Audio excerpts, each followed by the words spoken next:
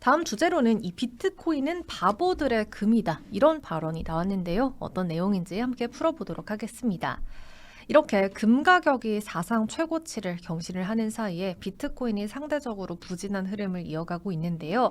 이런 상황에서 이 저명한 경제학자가 다시 한번 비트코인을 향해서 강한 비판을 쏟아냈다고 합니다. 비트코인은 바보들의 금이다. 이런 발언을 한 건데요. 이 발언의 주인공은 바로 존스홉킨스 대학교의 이 경제학 교수인 스티브 행크이라고 합니다. 이 암호화폐 전문 매체인 워처그루에 따르면 행크 교수는 최근 이 시장 흐름이 비트코인을 가치 저장 수단으로 보기 어렵다라는 자신의 기존 입장을 다시 한번 확인을 시켜준다라고 주장을 했습니다. 이 그가 주목했던 건 특히 금의 연일 최고가 달성, 그리고 비트코인의 하락세, 이 뚜렷한 엇갈린 흐름인데요. 이 금 같은 경우에는 최근 온스당 5,000달러를 돌파하면서 사상 최고가를 경신을 해냈지만 비트코인은 2025년 고점 이후 급락을 한 뒤 8만 달러 후반대에서 힘을 쓰지 못하고 있습니다. 이 행크 교수가 지난 1월 25일 자신의 X 계정을 통해서 금 그리고 비트코인의 수익률을 비교한 차트를 직접 공개를 했는데요.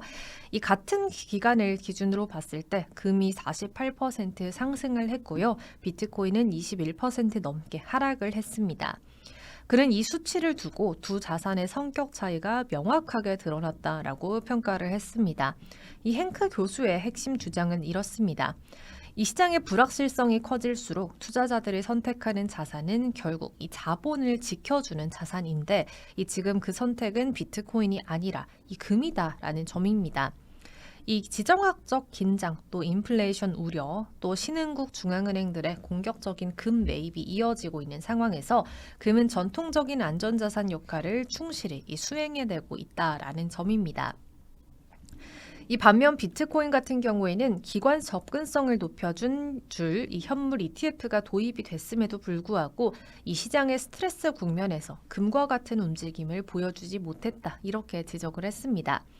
행크 교수는 비트코인이 여전히 위험 자산이다 라고 말을 했고요. 그 중에서도 특히 투기적 성격이 강한 자산처럼 거래가 되고 있다. 이렇게 평가를 했습니다. 특히 장기 추세선 위로 안정적으로 복귀하지 못하고 있다라는 점을 한계로 또 꼽기도 했습니다. 그의 비판은 가격 흐름에만 그치진 않습니다. 또 행크 교수는 비트코인의 구조적인 한계도 다시 한번 언급을 했습니다. 이 비트코인은 현금 흐름을 만들어내지 못하고 기업의 주식이나 채권처럼 생산적 자산에 대한 청구권도 없고 또 실생활에서 통화로 광범위하게 사용되고 있지도 않다라고 지적을 한 겁니다. 그렇기 때문에 이런 조건들에서는 비트코인의 내재 가치를 논하기 어렵다라고 주장을 했습니다. 또 정부나 기업이 비트코인을 준비자산으로 보유하고 있는 것은 변동성을 키우고 오히려 이 자본 배분을 왜곡할 수 있다라는 점도 경고를 했습니다. 그렇기 때문에 이제 희소성만으로는 가치가 완성되지 않는다라는 점입니다. 안정성, 또 광범위한 화폐적 사용, 또 경제 시스템 안에서의 역할이 뒷받침되지 않는 한 비트코인의 가격은 펀더멘털보다 오히려 투기와 모멘텀에 의해서 움직일 수밖에 없다라는 결론이 나오게 된 겁니다.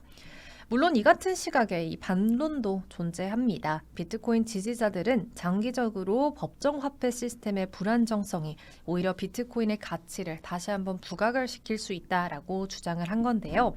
하지만 적어도 현 시점에서는 시장은 분명한 신호를 보이고 있다. 이렇게 풀이가 됩니다.